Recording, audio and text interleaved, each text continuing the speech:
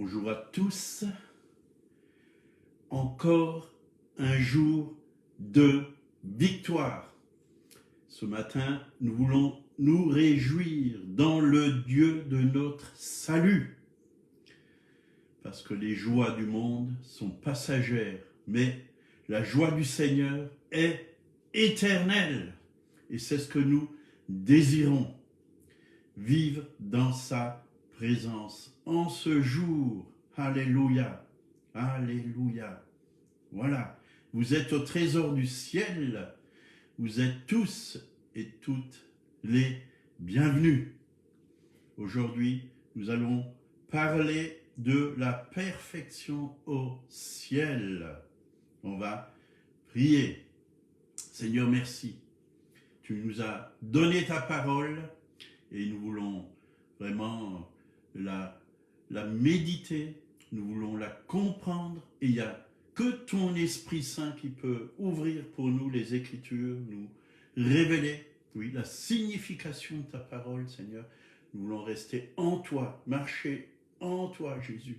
Oui, vivre pour ta gloire encore toute cette journée.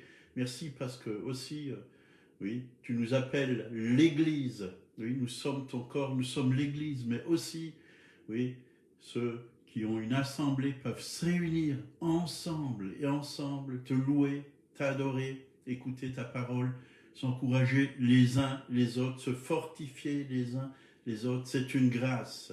Merci Seigneur, au nom de Jésus. Amen.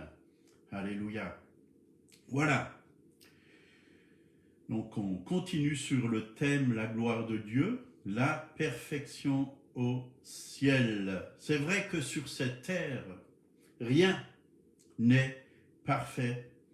Et pourquoi? À cause du péché qui est rentré dans le monde au travers d'Adam et Ève.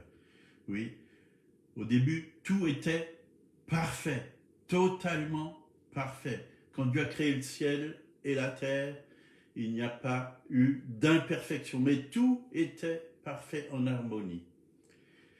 Mais aujourd'hui, Jésus est venu pour nous racheter et notre perfection, elle est en Christ, en Jésus-Christ.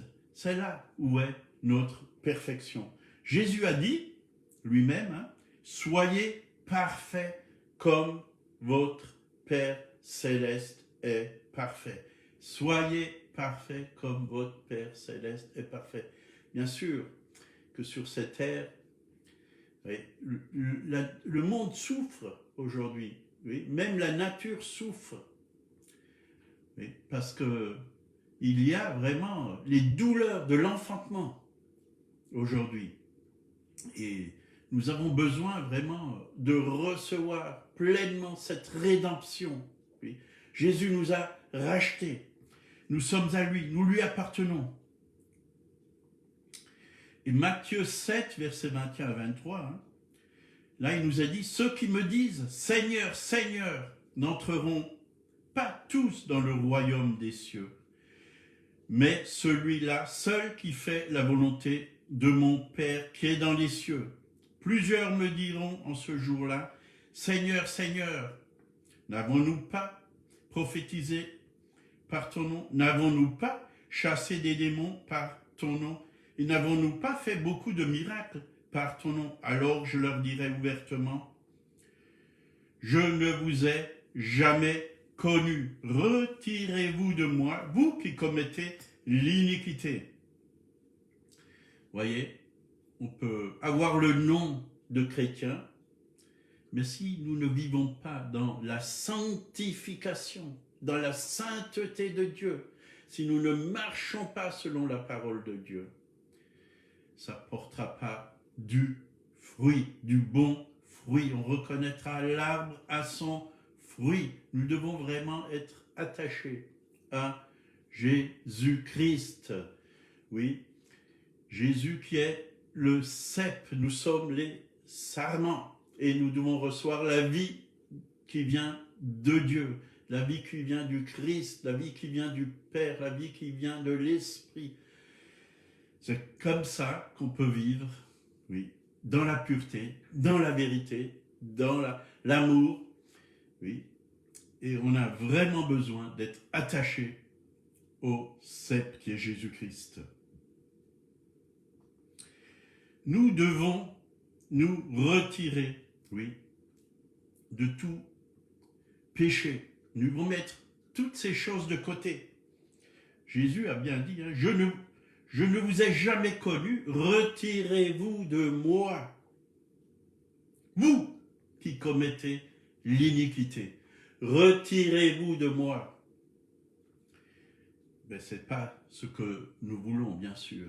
Nous qui avons été rachetés, nous avons réalisé le prix que Dieu le Père a donné, oui, son propre Fils. Et on parle souvent, oui, du sacrifice de la croix, des douleurs que Jésus a eues, ses souffrances, mais aussi, moi je veux parler ce matin du Père. Oui, vous ne croyez pas que le Père qui donne un enfant n'a pas de douleur, de souffrance, tout ce que ça lui a coûté. C'était un bon Père, le meilleur des pères, le Père éternel. Il a donné ce qu'il avait de meilleur. Il a tout fait pour nous. C'est ce qu'on peut dire. Alors, nous devons vraiment tuer le péché dans nos vies. Le tuer, ça veut dire que nous devons mourir à nous-mêmes, la mort au péché, et vivre pour Christ. Parce que si nous ne tuons pas le péché dans nos vies, c'est le péché qui va nous tuer. C'est lui qui va nous communiquer la mort. Et c'est parce que nous désirons la vie. Jésus est venu pour nous donner la vie, et la vie éternelle, la vie en abondance.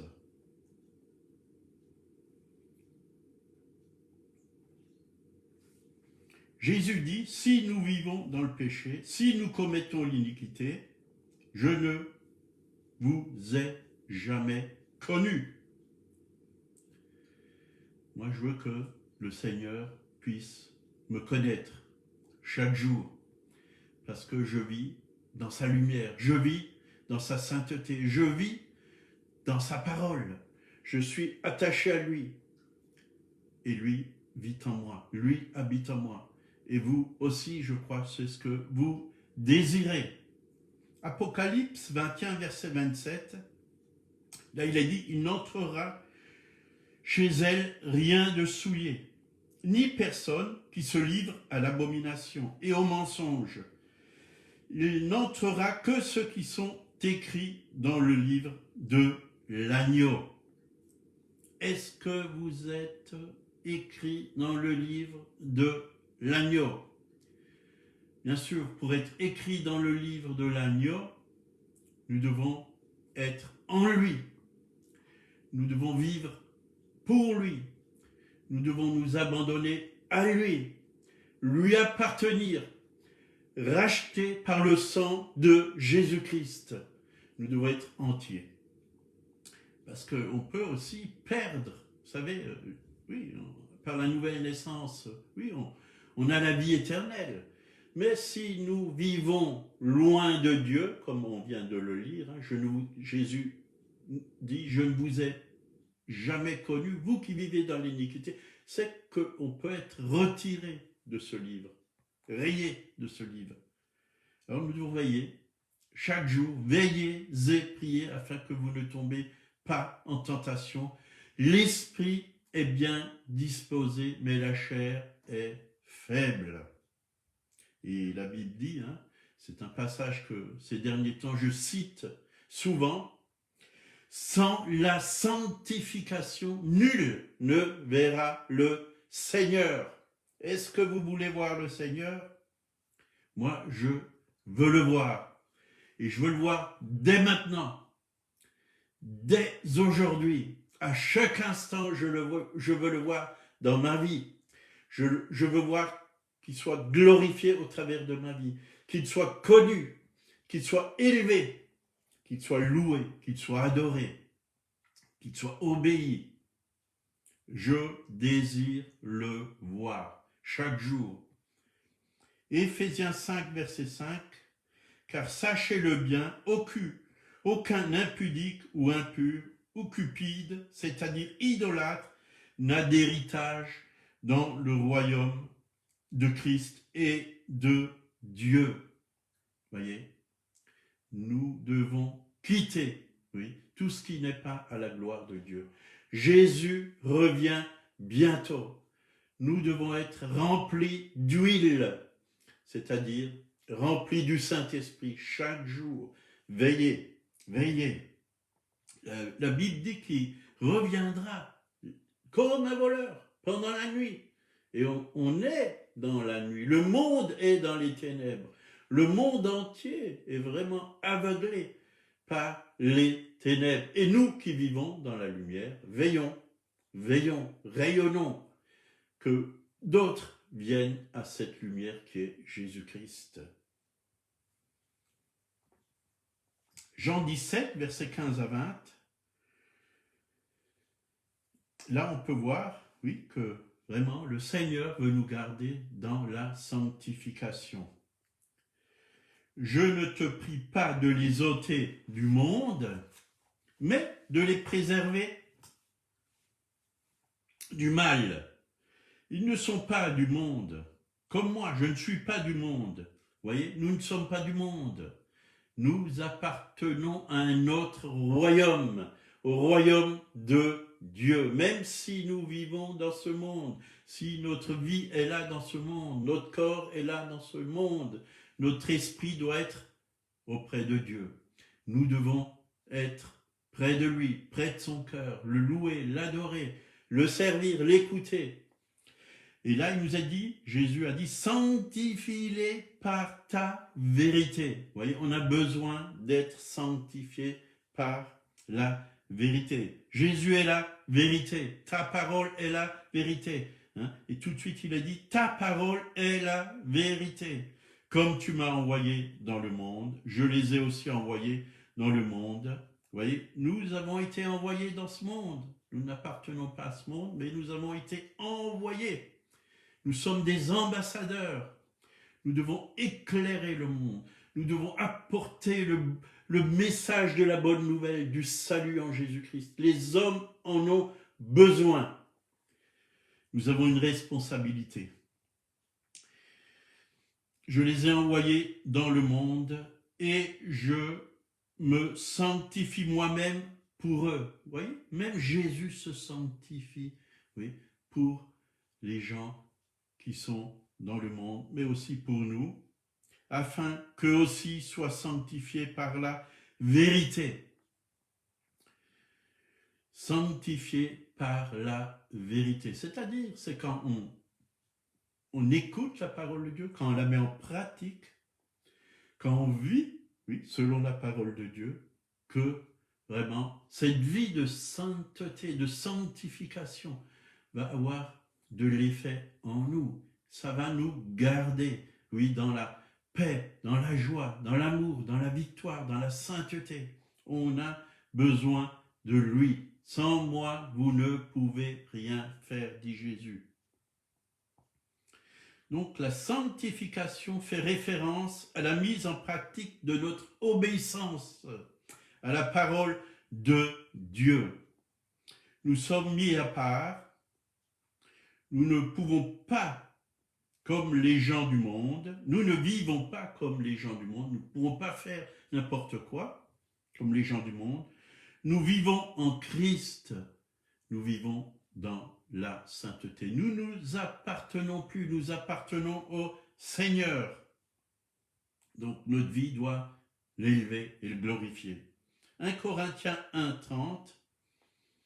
Or c'est par lui que vous êtes en Jésus-Christ, lequel, de par Dieu, a été fait pour nous sagesse, justice et sanctification et rédemption, afin, comme il est écrit, que celui qui se glorifie dans le Seigneur. Voyez, nous ne cherchons pas notre propre gloire, nous cherchons la gloire de Dieu. Oui, nous nous sanctifions, oui, et nous glorifions le roi de gloire, qui est Jésus. Oui, il l'a fait pour nous, ce sacrifice. Et nous avons reçu sa vie de sainteté. Nous participons à la nature divine. et nous voulons vraiment l'élever. Romains 8, 22, 23. Nous savons que jusqu'à ce jour, la création tout entière soupire et souffre des douleurs de l'enfantement. Je crois que Dieu est en train de mettre de l'ordre dans l'Église. Les douleurs de l'enfantement. J'étais devant le Seigneur ce matin, je priais et vraiment les douleurs de l'enfantement sont venues fortement en moi. C'est la deuxième fois que je reçois fortement ces douleurs de l'enfantement. J'étais en Tunisie, avec Pierre Offet et plusieurs serviteurs de Dieu. On a eu un séminaire sur la prière et on priait pour la Tunisie. Et les douleurs de l'enfantement sont venues à l'intérieur de moi, comme si j'allais accoucher. Et là, ce matin, ces douleurs sont venues à l'intérieur de moi. Je crois, tout de suite la voix du Saint-Esprit s'est fait entendre, je crois que Dieu va faire de l'ordre dans l'Église. De l'ordre dans l'Église.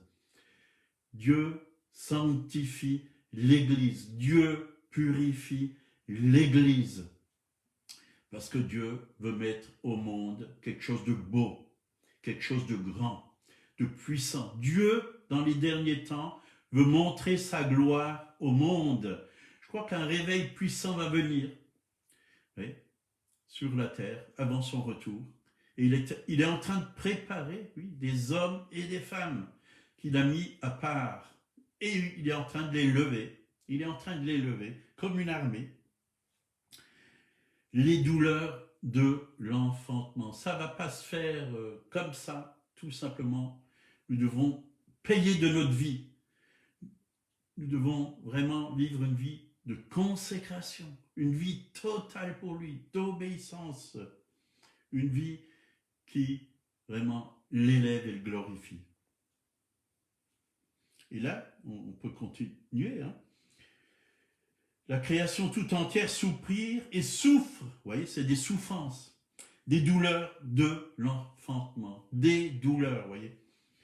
Et ce n'est pas elle seulement, mais nous aussi, qui avons les prémices de l'Esprit, nous aussi soupirons en nous-mêmes en attendant l'adoption, la rédemption de notre corps. Dieu est en train de faire quelque chose de très puissant et nous nous attendons à sa gloire sur la terre.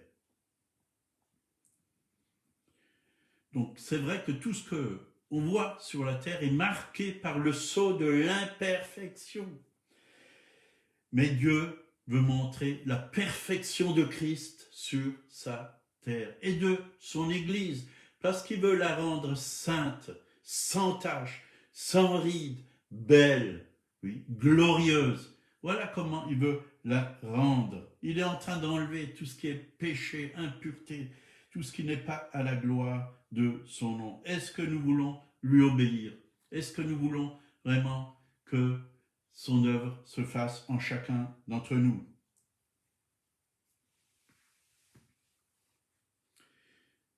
Et c'est vrai, Dieu nous prépare pour là-haut, où tout sera tout à nouveau parfait. Là-haut, dans le ciel, il n'y a pas d'imperfection.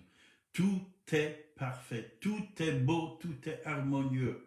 Il y a la joie éternelle, il y a un amour éternel, il y a une douceur, il y a vraiment la sagesse, il y a tout ce dont nous avons besoin. Tout est en harmonie. Il n'y a pas de haine, pas de dispute, pas de crainte, pas de peur, pas de doute, pas d'incrédulité. Vraiment, les gens vivent heureux, les gens s'aiment, les gens vivent dans sa gloire.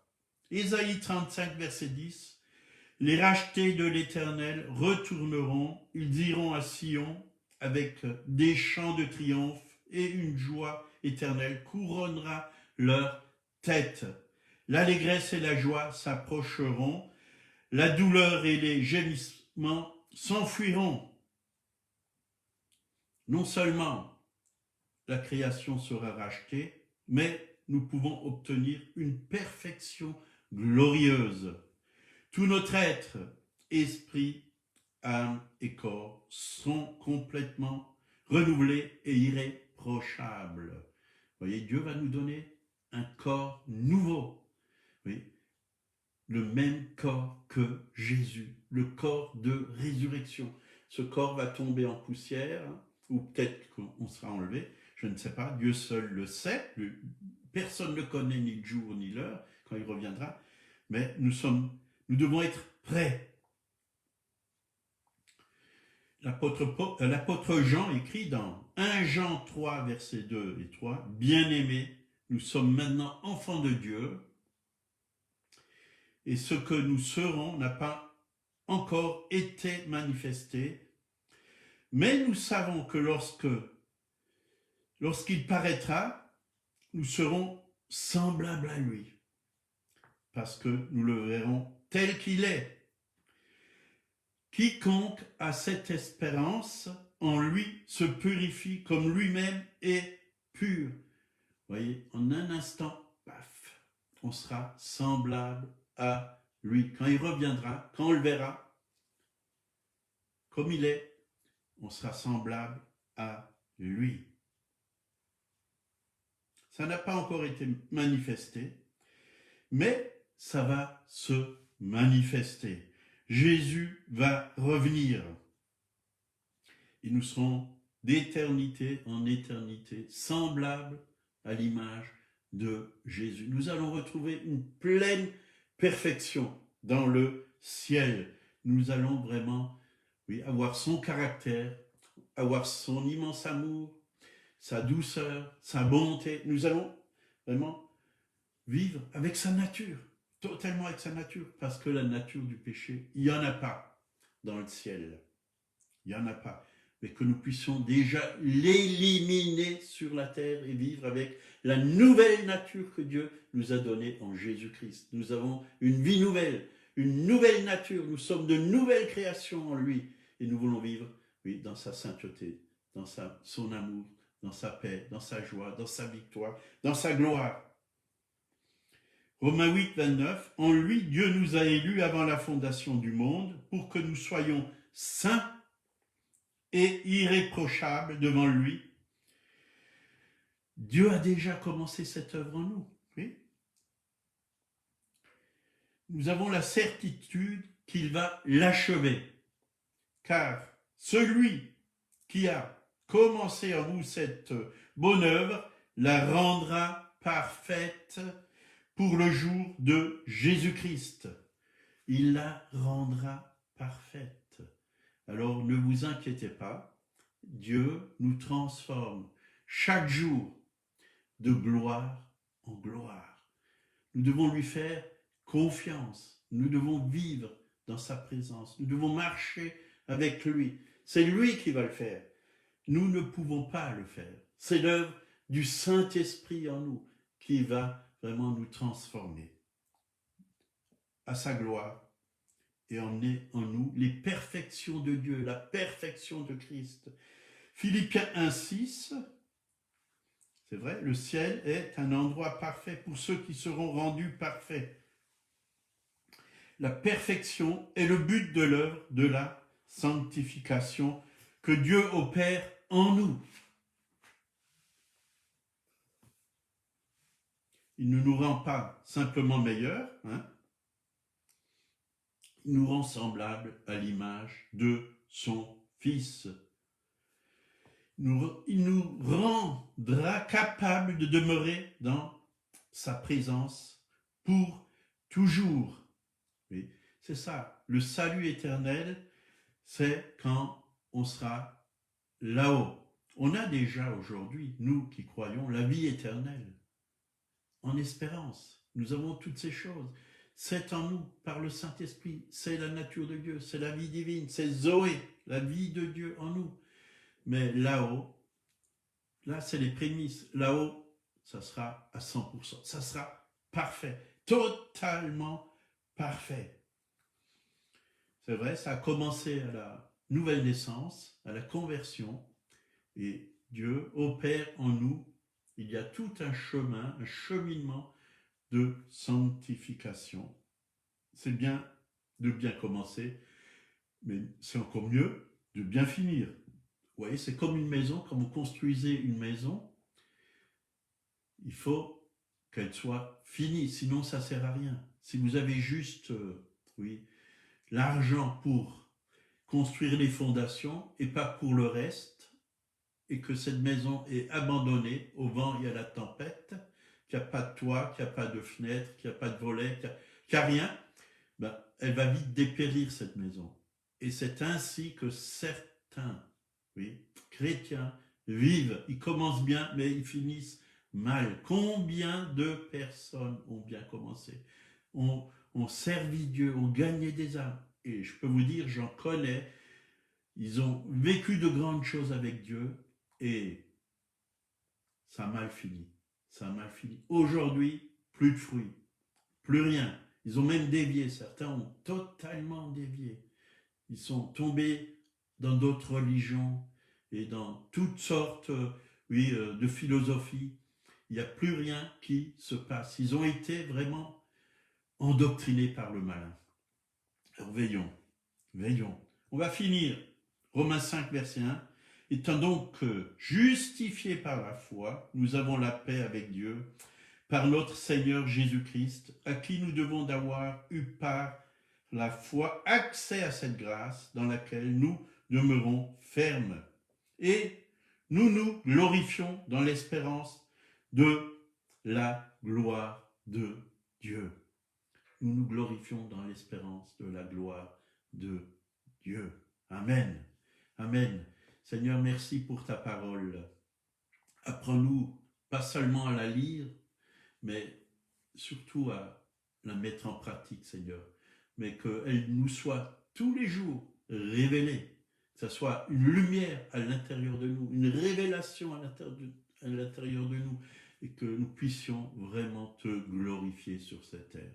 Merci Seigneur, merci pour tous mes frères et sœurs. Tu les aimes. Et nous nous aimons les uns les autres, comme le dit ta parole. Aimez-vous les uns les autres, comme toi, Jésus, tu nous as aimés. Apprends-nous à manifester cet amour, Seigneur. Oui, parfois, c'est vrai, nous avons besoin d'être repris les uns par les autres, d'être corrigés les uns par les autres, parce que tu utilises nos frères qui sont conduits par le Saint-Esprit pour nous corriger, et nous en sommes reconnaissants. Tu as dit que tu châtiais celui que tu aimais. Et le mot châtier ne veut pas dire fouetter ou donner des coups de bâton, mais nous remettre sur le bon chemin, nous corriger, nous aimer. Merci parce que tu nous aimes. Merci Père. Guide-nous encore en cette journée au nom de Jésus. Et si vous ne connaissez pas le Seigneur, il vous aime abondamment, énormément, à un tel point que le Père a donné ce qu'il avait de meilleur pour chacun d'entre nous. Il a donné son propre Fils, il y a à peu près 2000 ans, pour mourir sur la croix pour les êtres humains.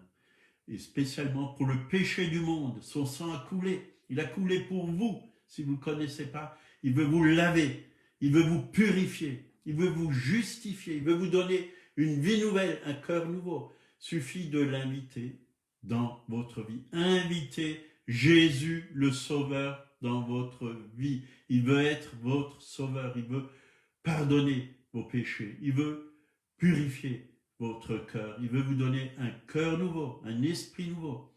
Il veut vous faire connaître le Père éternel, Dieu le Père éternel, qui vous aime, qui soit votre Sauveur et votre Seigneur. Au nom de Jésus, Amen. Et je vous encourage à vous procurer une Bible, si vous n'en avez pas, et de lire, le Nouveau Testament, et demander à Dieu de vous ouvrir les Écritures. Et vous allez voir que votre vie va être transformée. Petit à petit, votre vie va être transformée. Quelque chose va se passer au fond de votre être, de votre cœur. Que Dieu vous bénisse. Passez une très bonne journée. À demain, à 8h, je serai là encore pour bénir et encourager le peuple de Dieu.